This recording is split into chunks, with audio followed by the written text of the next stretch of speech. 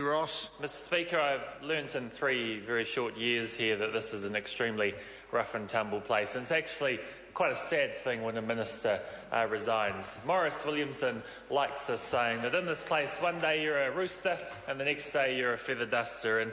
And sadly, our friend Mr Williamson has experienced a rough and tumble of this place. But I just want to say some very kind things about an individual who I actually think has served this country and this parliament very well for many, many years. Mr Speaker, I grew up living in the Pakuranga electorate.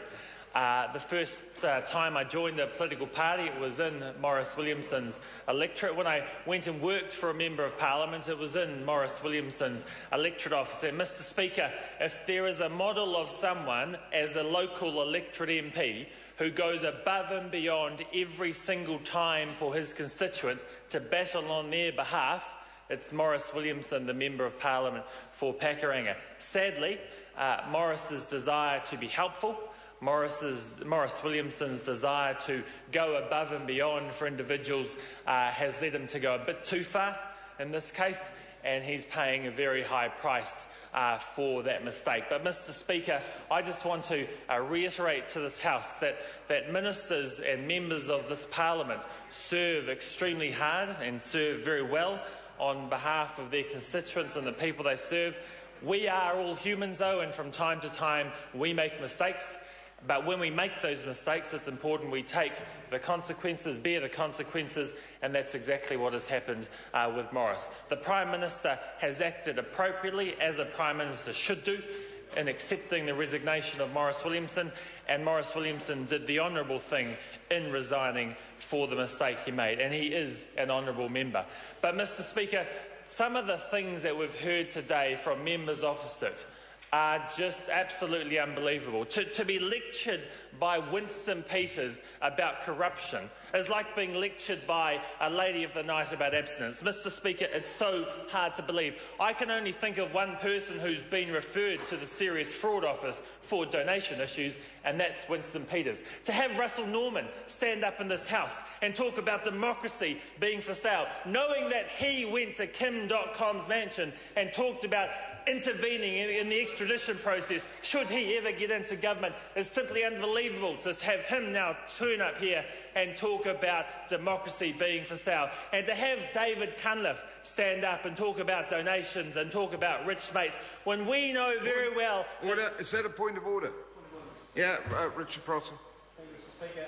Listening to the member opposite making references to Winston Peters being corrupt, I seek your guidance, Mr Speaker, as to whether that is appropriate in the light of statements that have been made about references to members being honourable, given that, certainly to my knowledge, the Right Honourable Winston Peters has never faced, let alone been convicted of, any offence related to corruption. I hear the member, and I think it's probably pertinent to just have a reflection on what's been said. Now, I've been listening very carefully, and the Speaker on his feet, I think, said that the member that you're referring to made some accusations of corruption. I was listening, and I think that probably is correct, and it was pulled up at that stage, and I don't think we should go back to where a point of order has been ruled. But he didn't actually accuse the member that the member is defending. He said that that member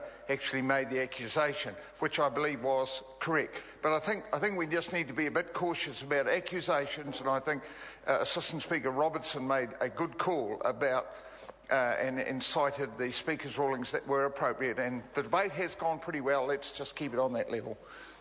Thank you, Mr Speaker. No, I did not say what Mr Prosser thought I was saying. Perhaps he might like to listen a bit better next time. Mr Speaker, I was referring to the fact that members opposite like to lecture us about issues when they themselves know they very much have some issues and skeletons in the closet they need to answer for. And to hear David Cunliffe talk to us about donations not being declared, when we all know very well, and he knows very well, and those sitting behind him know very well, that there are donations he received during a leadership election that he subsequently was not willing to declare, is absolutely, Mr Speaker, unbelievable for him to be coming here and lecturing on us. And when we think about those who have donated to political parties, when we think about those people who in the past decade or so have been highlighted as those who have received favours from political parties, there are no better examples than from the time when Labour was in office. Think of names like Bill Liu. Think of names like Taito Phillip-Field, who actually was convicted of a crime in this country. And if the Labour Party really wants to get into donations, then I suggest they go back and look through all of their bank accounts in the time when they were office, because, Mr. Speaker, there were certain ministers in their government who know very well what was transacted, who know very well about decisions that were taken, and the Labour Party should not come to this House and try and appear as holy as they wish to appear, because they will come a cropper in the future, I'm sure. Mr. Speaker, ministerial standards in this government are high. The Prime Minister has demonstrated that. Maurice Williamson has demonstrated he's an honourable individual for bearing the consequences of his actions. And, Mr. Speaker, I just want to put on record once again, he is a hard-working member of this Parliament. I've witnessed it firsthand, as have the people of Pakuranga, and his 27 years in this House will go down as 27 years of very hard work on behalf of New Zealanders, and he should be congratulated for that. Grant Robertson. Extraordinary, isn't it? Jami-Lee Ross has finished his